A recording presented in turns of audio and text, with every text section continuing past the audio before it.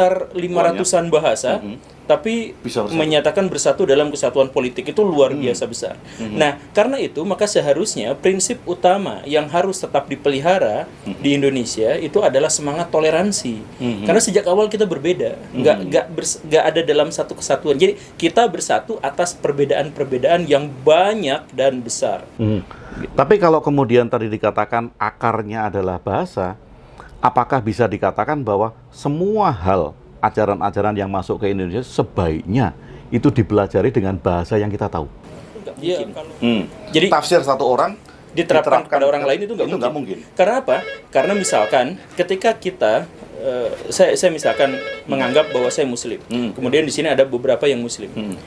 Pikiran kita tentang Tuhan, tentang Nabi, tentang agama, tentang peraturan ternyata berbeda-beda.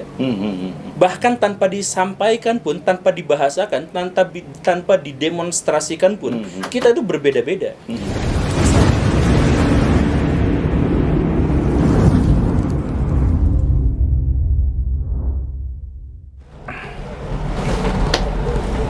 Oh, langsung mulai. Oke. Terima kasih. Selamat malam, Pak Guru. Pak Guru Gembul. Nah, ini teman-teman Ngaji Roso, kalau kemarin kita ada Mas Guru dan ada Mbah Guru, karena kemarin ada Mas Guru yang muda, ada Mbah Guru yang agak tua. Nah, sekarang ada Pak Guru. Jadi komplit ini. Pak Guru Gembul di Ngaji Roso untuk teman-teman di Ngaji Roso semua. Assalamualaikum. Pak Guru, saya panggilnya Pak Guru ya, karena kemarin ada Mas Guru dan Mbah Guru. Gitu. Tapi kemarin saya dipanggilnya Kang Guru. Oh, Kang Guru. Ada kantongnya. Ini tuh penuh. Baik, Pak Guru. Pak Guru, kita mulai dari hal yang terakhir dibicarakan oleh Pak Guru tentang Kris Muha. Tentang Kris Muha. Ini kan menarik. Kenapa satu hal ya, kenapa kok Kris Muha kok tidak Kris NU gitu? Dan ini merupakan fenomena sosial apa menurut Pak Guru sehingga muncul Kris Muha itu? Ya, sebenarnya itu judulnya aja yang dibikin bombastis. Sebenarnya itu adalah sebuah karya ilmiah. Karya ilmiah? Ya, karya ilmiah tentang orang-orang Kristen di wilayah Indonesia bagian tengah dan timur yang bekerja dan kemudian berkarya untuk Muhammadiyah. Oh, memang bekerja dan berusaha untuk jadi Muhammadiyah bagaimanapun adalah jaringan sekolah terbesar yang swasta ya, dibanding negeri, swasta terbesar se-Indonesia, dan karena itu sampai pelosok-pelosok. Nah, di mana di tempat sekolah-sekolah negeri itu belum mampu menjangkau atau belum bisa memfasilitasi secara keseluruhan, maka orang-orang Muhammadiyah bikin tuh di sana sekolah, bikin apa. Nah, karena wilayah Indonesia Timur itu banyak yang Kristen, nah tentu saja mereka akhirnya orang-orang Kristen tetapi berkarya di Muhammadiyah, itulah kurang lebihnya. Cuman gara-gara ini judulnya, judulnya sangat provokatif, jadi muncul pertanyaan-pertanyaan. Kenapa orang NU tidak? Ya karena orang NU itu basisnya bukan sekolah sebenarnya, pesantren. Kalau Muhammadiyah memang. Tetapi kalau dikaitkan dengan toleransi, Pak Guru, apakah itu mencerminkan bibit-bibit toleransi yang kemudian bisa kita tularkan? Ya, tentu saja. Jadi itu. Kita itu adalah sebuah bangsa yang sejak awal tuh berbeda-beda. Jadi di seluruh dunia itu ada satu pakem. Pakem ini sangat penting. Pakem itu adalah bahwa kita bisa bersatu kalau kita satu bahasa. Jadi bahasa itu adalah induk dari kebudayaan, dan kebudayaan itu adalah cikal bakal dari satu komunitas dianggap sebuah masyarakat. Itu disebutnya budaya. Jadi budaya itu bahasa. Jadi bahasa itu adalah induk. Nah, Indonesia itu anomali. Karena ada sekitar 500-an bahasa, tapi menyatakan bersatu dalam kesatuan politik itu luar biasa besar. Nah, karena itu maka seharusnya prinsip utama yang harus tetap dipelihara di Indonesia itu adalah semangat toleransi. Karena sejak awal kita berbeda, nggak ada dalam satu kesatuan. Jadi kita bersatu atas perbedaan-perbedaan yang banyak dan besar. Tapi kalau kemudian tadi dikatakan akarnya adalah bahasa, apakah bisa dikatakan bahwa semua hal ajaran-ajaran yang masuk ke Indonesia sebaiknya itu dipelajari dengan bahasa yang kita tahu? Ya, kalau tradisi agama saya, Islam, itu memang sudah diharuskan seperti itu. Para nabi diturunkan sesuai dengan bahasa kaumnya. Ya memang harusnya seperti itu. Nah, tapi kemudian ada orang yang fanatik bukan pada ajaran agama tapi pada budaya, pada wujud-wujud peradaban satu masyarakat lokal tertentu dibawa ke masyarakat lokal yang lain. Jadi misalkan bahasa harus menggunakan bahasa Arab, pakaian harus menggunakan pakaian tradisi Arab dan sebagainya, dan kemudian itu diklaim sebagai Islam. Itu bukan Islam, sebenarnya itu adalah Arab. Dalam konteks itu begitu dalam ya. konteks itu adalah Arab. Iya. Jadi kalau misalkan dalam konteks budaya misalkan masyarakat Jawa itu adalah masyarakat yang sejak awal ahli sekali untuk membangun hubungan-hubungan antara budaya dan agama lain masuk ke dalam budaya dan agama tradisi lokalnya. Misalkan orang Jawa tuh pakai belangkon, itu sebenarnya kan sorban. Iya. Sorban yang pakai batik gitu. Makanya cara melilitnya hampir sama. Memang sama sejak Memang awal sama gitu. sejak awal. Memang sejak awal. Nah, jadi orang Arab, ini kita hubungkan dengan kebudayaan ya. Orang Arab itu pakai sorban kenapa? Karena panas luar biasa. Iya. Kalau di sana nggak pakai Bukan karena pahala ya. Bukan. Orang Arab itu sangat Ini budaya ya. panas. Jadi kalau kita di sana nggak pakai penutup kepala tuh, pusing tuh. Iya.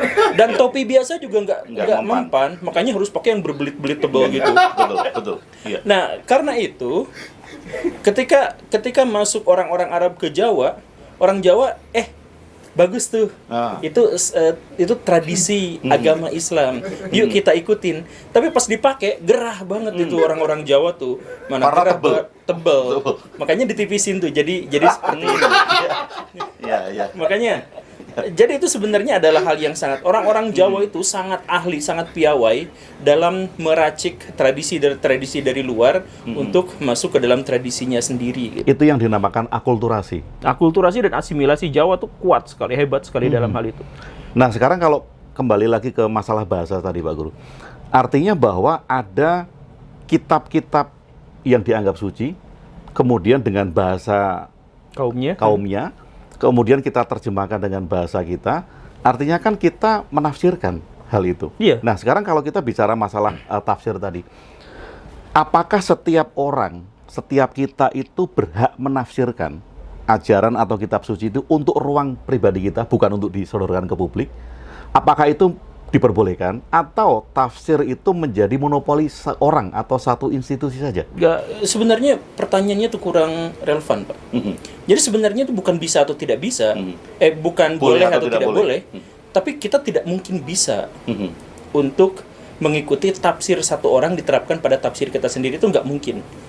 Jadi Tafsir satu orang diterapkan pada orang lain itu nggak mungkin. Karena apa? Karena misalkan ketika kita saya misalkan menganggap bahwa saya Muslim, kemudian di sini ada beberapa yang Muslim. Pikiran kita tentang Tuhan, tentang Nabi, tentang agama, tentang peraturan ternyata berbeda-beda. Bahkan tanpa disampaikan pun, tanpa dibahasakan, tanpa didemonstrasikan pun, kita itu berbeda-beda. Misalkan Bapak punya gagasan tentang Tuhan, itu beda dengan saya, dan Bapak gak bisa menjelaskan konsepsi Bapak tentang Tuhan itu bagaimana. Sama seperti saya juga tidak bisa seperti itu. Jadi sebenarnya permasalahannya bukan boleh atau tidak boleh. Kita secara alamiah pasti akan menafsirkan. Salah satu konsekuensi logis dari teks itu adalah kita menafsirkan. Teks itu tidak bisa dibaca tanpa tafsiran. Mustahil. Nah, artinya kan di dalam posisi itu, kalau untuk saya pribadi misal, atau untuk orang-orang pribadi, dia kan berhak untuk menafsirkan untuk dirinya sendiri. Ya, bukan berhak, itu pasti niscaya. Kan? Dia pasti seperti itu. Menafsirkan tidak mungkin itu. tidak, iya. Okay. Nah, yang kemudian jadi bahan keributan itu adalah ketika tafsiran-tafsiran itu ada otoritas-otoritas tertentu yang mengklaim bahwa dirinya memiliki otoritas. Itu klaim ya? Ya, klaim.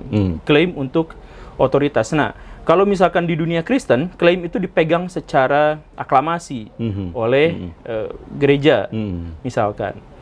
Kalau misalkan oleh orang Buddha, itu diserahkan kepada pribadi masing-masing. Kalau misalkan orang Hindu yang di Bali itu ada pemuka-pemuka khusus yang berhak untuk itu. Nah, yang Islam ini diserahkan kepada ulama, tapi ulamanya siapa? Nah, ini pada akhirnya yang memunculkan debat, kemudian bahkan sampai kerusuhan-kerusuhan dan perdebatan-perdebatan. Oke, Pak Guru. Sekarang akan saya tarik kepada tafsiran pribadi tadi. Artinya kalau ada satu ayat yang mengatakan Iqra atau bacalah, kan kita diminta untuk membaca, untuk menafsirkan gitu kan. Nah, kalau saya hanya mengikuti tafsiran orang, kemudian saya tidak membaca lagi gitu, menelaah lagi, apakah itu bisa dikatakan bahwa saya nggak membaca? Atau saya hanya ngikutin si orang ini, apa katanya, kemudian perintahnya tentang tafsiran satu ayat itu? Atau bahkan ketika kita mengatakan bahwa saya baca Iqra, wah saya nggak ngerti nih, saya harus baca ulama itu misalkan. Nah, bahkan ketika saya memutuskan untuk saya ngambil pernyataan itu, ngambil tafsiran itu adalah tafsiran saya bahwa saya tidak bisa membaca ini, sehingga saya harus menggantungkan otoritas itu kepada pihak lain.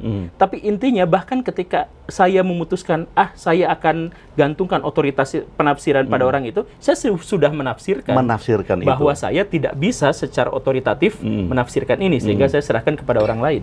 Jadi artinya tetap aja kita menafsirkan dalam konteks itu. Makanya keniscayaan dari sebuah teks yang kita baca itu adalah bahwa kita menafsirkan. Kita menafsirkan itu. Nah, artinya bahwa kalau ada orang yang klaim saya mengetahui betul ajaran si nabi ini atau utusan ini atau siapapun juga, itu tidak tepat. Atau kemudian sikap kita bagaimana kalau ada yang klaim seperti itu?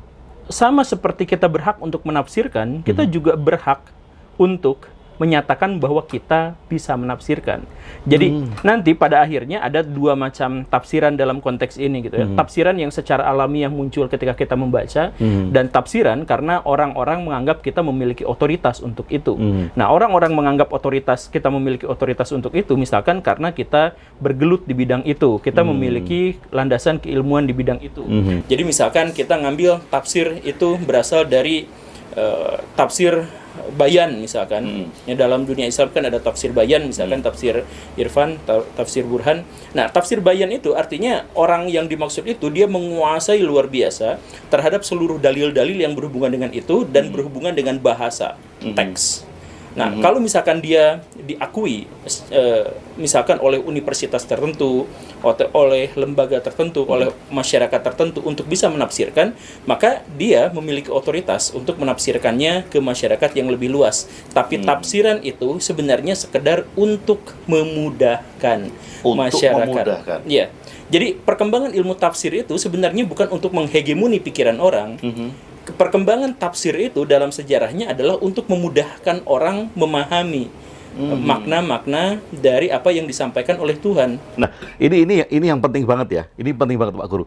Jadi banyak sekali yang menganggap bahwa satu tafsir itu adalah hegemoni. Atau klaim ya. Klaim. Banyak sekali yang menganggap seperti itu. Nah, ini kan menjadi wacana baru juga bagi teman-teman bahwa tafsir itu adalah memudahkan. Memudahkan kita untuk menafsirkan kembali, kira-kira begitu. Secara historis, kita nggak bisa bantah ini. Jadi ulama-ulama di dunia tafsir itu muncul karena ada pertanyaan dari orang yang tidak paham. Jadi misalkan salah seorang mufasir yang paling awal itu adalah Ibnu Abbas, sahabat langsung Nabi. Kenapa beliau jadi mufasir? Karena orang-orang bertanya padanya, ini bahasa Arab gini artinya apa ya? Ini maksudnya seperti apa ya? Kalau ini begini maksudnya seperti apa? Maka beliau menjelaskan, artinya penjelasan beliau itu muncul dari keinginan beliau untuk mempermudah orang memahami. Jadi tujuannya mempermudah. Nah, tetapi pada akhirnya muncul tafsir sebagai hegemoni yang tadi itu, hegemoni pikiran itu. Kenapa seperti itu?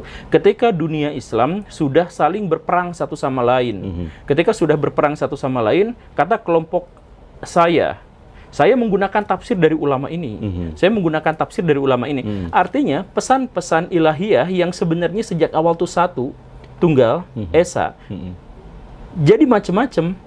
Jadi katakanlah dalam hal ini, tapi ini terjadi untuk semua agama. Dalam hal ini misalkan agama Islam. Agama Islam itu satu, Tuhannya satu, Qurannya satu, Nabinya satu, semuanya satu, ajarannya. Tetapi yang membedakannya itu adalah apa? Tafsiran-tafsiran yang dikelola oleh orang-orang yang dianggap memiliki otoritas.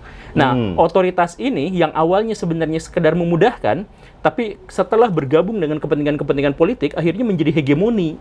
Jadi kepentingan politiknya. Kerajaan anu mewajibkan. Misalkan di zaman dulu itu sampai dinasti Abbasiyah, sejak zaman siapa itu?